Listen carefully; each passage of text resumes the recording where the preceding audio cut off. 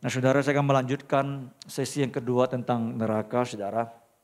Kita akan bahas apakah orang Kristen ada di dalam neraka. Ya tentu kalau kemarin kalau saudara simak apa yang saya sampaikan bahwa neraka itu satu tempat yang betul-betul real, nyata saudara.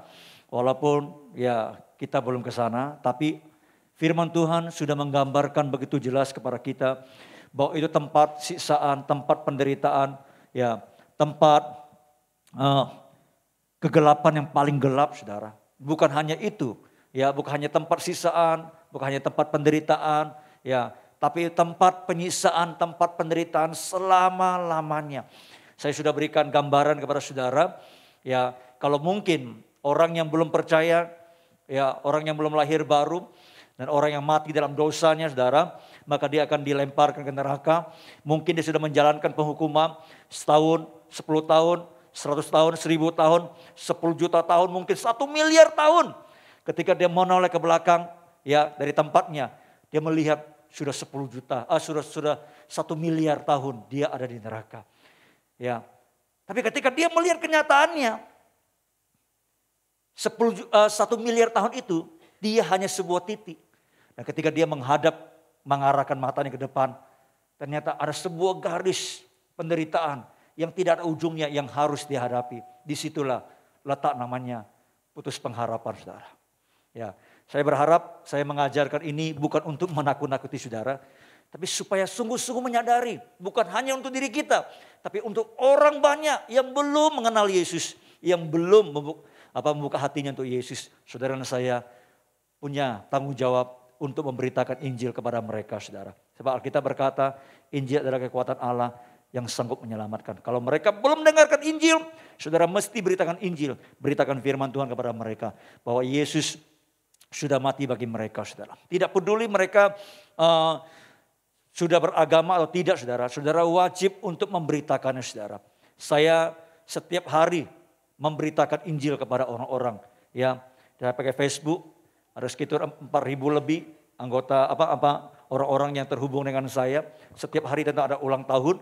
Saya bukan video untuk mereka. Ya entah orang Kristen kecuali hamba-hamba Tuhan lah. Ya saya tidak kirimkan video itu. Saya ucapkan selamat ulang tahun. Tapi khusus untuk bukan hamba-hamba Tuhan. Siapapun mereka saya sampaikan video itu. Ya saya ucapkan selamat ulang tahun. Tapi di situ saya sisipkan pemberitaan Injil. Ya tentang surga dan neraka. Tentang kematian kekal dan kehidupan kekal saudara. Saya berharap saudara dan saya punya tanggung jawab untuk menjelaskan kepada orang-orang. Haleluya, ada amin. Kita lihat betapa mengerikannya tempat itu saudara. Ya, jangan anggap sepele. Saya jujur saya begitu merenungkannya, begitu mengerikan saudara. Tapi hari ini kita akan belajar bersama-sama apakah orang yang menyebut dirinya Kristen ada di tempat itu. Kita akan belajar bersama-sama. Kita buka kembali saudara, Lukas pasal 16. Ayat yang ke-19.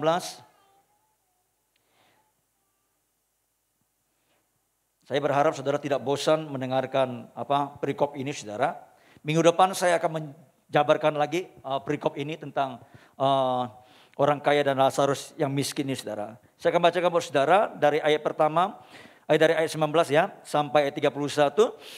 Ada seorang kaya yang selalu berpakaian jubah ungu dan kain halus. Dan setiap hari ia bersukaria dalam kemewahan. Dan ada seorang pengemis bernama Lazarus. Badannya penuh dengan borok. Berbaring dekat pintu rumah orang kaya itu. Dan ingin menghilangkan laparnya dengan apa yang jatuh dari meja orang kaya itu. Malahan anjing-anjing datang dan menjilat boroknya. Kemudian matilah orang miskin itu. Lalu dibawa oleh malaikat-malaikat ke pangkuan Abraham. Orang kaya itu juga mati lalu dikubur. Dan sementara ia menderita sengsara di alam maut. Ia memandang ke atas dan dari jauh dilihatnya Abraham dan Lazarus duduk di pangkuannya. Lalu ia berseru katanya, Bapak Abraham, kasihanilah aku. Suruh Lazarus supaya ia mencelupkan ujung jarinya ke dalam air dan menyejukkan lidahku. Sebab aku sangat kesakitan dalam nyala api ini. Tetapi Abraham berkata, Anak, ingatlah bahwa engkau telah menerima segala yang baik sewaktu hidupmu. Sedangkan Lazarus segala yang buruk. Sekarang ia mendapat hiburan dan engkau sangat menderita. Selain daripada itu, di antara kami dan engkau terbentang jurang yang tak terseberangi. supaya mereka yang mau pergi dari sini kepadamu ataupun mereka yang mau datang dari situ kepada kami tidak dapat menyeberang. Kata orang itu, kalau demikian aku minta kepadamu Bapa, supaya engkau menyuruh dia ke rumah ayahku, sebab masih ada 5 orang saudaraku, supaya ia memperingati mereka dengan sungguh-sungguh, agar mereka jangan masuk kelak ke dalam tempat penderitaan ini. Tetapi kata Abraham, ada para mereka kesaksian Musa dan para nabi. Baiklah mereka mendengarkan kesaksian itu. Jawab orang itu, tidak Bapak Abraham. Tetapi jika ada seorang yang datang dari antara orang mati kepada mereka, mereka akan bertobat. Kata Abraham kepadanya, jika mereka tidak mendengarkan kesaksian Musa dan para nabi, mereka tidak juga akan mau diyakinkan sekalipun oleh seorang yang bangkit dari antara orang mati. Katakan amin. Nah saudara, saya sudah menjabarkan kepada saudara, menjelaskan kepada saudara kisah ini saudara, dan hari ini saya masih akan melanjutkan kepada saudara. Ya, nah saudara perhatikan baik saudara. Kita tahu ketika Lazarus saudara, ia mati saudara. Alkitab berkata ia dibawa malaikat ya. Lalu kemudian dia ada di pangkuan Abraham. Kata pangkuan Abraham itu saya jelaskan kepada saudara, itu sebuah simbol ya, tentang perjamuan pesta makan saudara. Ya, kapan itu terjadi? Kalau saudara baca kitab Matius pasal 11 saudara menjelaskan nanti akan ada banyak orang yang datang dari barat, datang dari timur saudara, lalu mereka akan duduk bersama-sama dengan Abraham di kerajaan surga saudara. Jadi artinya Lazarus begitu dia mati dibawa malaikat ke pangkuan Abraham, artinya dia langsung dibawa ke surga untuk menikmati perjamuan bersama dengan Abraham saudara. Lalu bagaimana dengan si kaya saudara? Si kaya Alkitab berkata juga mati saudara, lalu dikubur. Alkitab berkata sementara dikubur saudara, ia sangat menderita sengsara di alam maut. Ya, saya sudah menjelaskan kepada saudara apa itu alam maut saudara. Kata alam maut ini saudara, dalam bahasa aslinya saudara, itu diambil dari kata Hades.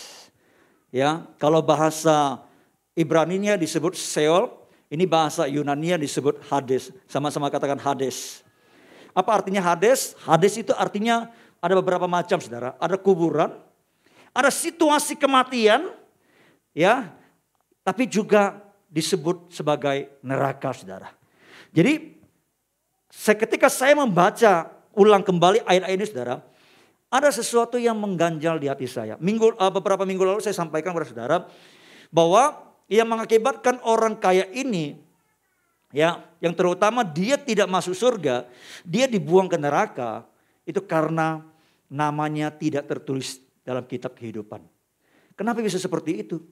Saya temukan lagi saudara, ternyata sekalipun orang itu sudah dituliskan dalam kitab kehidupan, itu ternyata bisa dihapuskan saudara. Saudara pernah baca kitab Wahyu? Yesus pernah berkata kepada 7 jemaat itu salah satunya, aku tidak akan menghapuskan namanya dari kitab kehidupan. Di perjanjian lama Musa pernah berkata begini. Waktu dia berdoa untuk orang-orang Israel. Hapuskan namaku kalau begitu Tuhan dari kitab kehidupanmu. Jadi artinya itu bisa dihapus. Ya, nah saya akan menjelaskan kepada saudara. Ya, supaya saudara jangan terdoktrin. Sekali selamat tetap selamat. Karena itu akan membahayakan kehidupan Kristen kita. Itu membuat kita tidak bertanggung jawab. Kita seperti robot. Seperti boneka, selamat ya udah selamat. Mau buat apapun, terus selamat. Dan itu satu pengertian yang bisa mengakibatkan kehidupan kita kehilangan keselamatan saudara. Karena kita bisa sembarangan hidup. Kita tidak punya tanggung jawab saudara. Ya. Nah, apa yang mengganjal saya ketika saya baca ulang lagi saudara. Ini sebuah penafsiran saudara ya. Saudara boleh percaya atau tidak, tapi saya menjelaskan kepada saudara. Nah, sewaktu saya membacanya, itu jujur mengganjal di hati saya. Kalau saudara perhatikan siapa orang kaya ini saudara. Di ayat 24. Ya. 24 dia dikatakan begini. Lalu ia berseru apa? Katanya apa? Bapak Abraham. Siapa yang berseru di sini? Hah? Orang kaya itu. Lalu apa yang diserukan? Hah? Lalu ia berseru katanya apa? Hah? Belum kasihani aku. Ada awal katanya apa? Bapak. Lalu ia berseru katanya, Bapak Abraham. Orang kaya yang ada di neraka ini, dia menyebut Abraham itu sebagai apa? Bapa. Bahkan kalau saudara baca di ayat yang selanjutnya 25 saudara. Abraham sebaliknya menyebut dia apa? Ayat 25. Tetapi Abraham berkata apa? Anak. Dua ayat ini saudara menjadi sesuatu yang mengganjal di hati saya. Si kaya ada di neraka dan dia memanggil Abraham itu sebagai Bapa. Dan sebaliknya Abraham menyebut dia sebagai anak. Orang kaya, saudara, dia bisa mengenal Abraham. Dia memanggil Abraham itu sebagai Bapa. Bapak Abraham. Enggak tahu jaraknya berapa ribu tahun antara dia dengan Abraham. Mana yang duluan? Tentu Abraham gitu kan. Abraham sudah ada sebelum zaman Musa. Dia bisa kenal Abraham itu. Coba, perhatikan saudara. Ternyata orang yang sudah meninggal, rohnya itu begitu cerdas. Enggak ada yang tersembunyi, betul. Sampai-sampai Abraham yang jaraknya ribuan tahun dengan dia bisa kenal. Dan dia bisa panggil dia Bapa. Dia menyebut Abraham sebagai bapaknya. Dan kalau dia menyebut Abraham sebagai bapaknya, dan Abraham menyebut dia sebagai anaknya, saudara, berarti ada hubungan yang erat, yang dekat, saudara. Karena di dunia ini hanya ada dua jenis orang yang bisa memanggil Abraham itu sebagai bapa. Yang pertama, saudara, keturunan Abraham secara langsung, yakni orang-orang Israel, orang-orang Yahudi, saudara. Nah, bangsa ini adalah bangsa yang dipilih oleh Tuhan, dikhususkan oleh Tuhan. Sehingga semua orang Yahudi kalau memanggil Abraham itu sebagai bapa.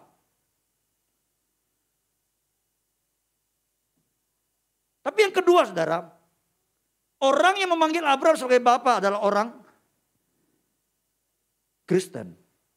Karena bapak Abraham adalah bapak orang beriman.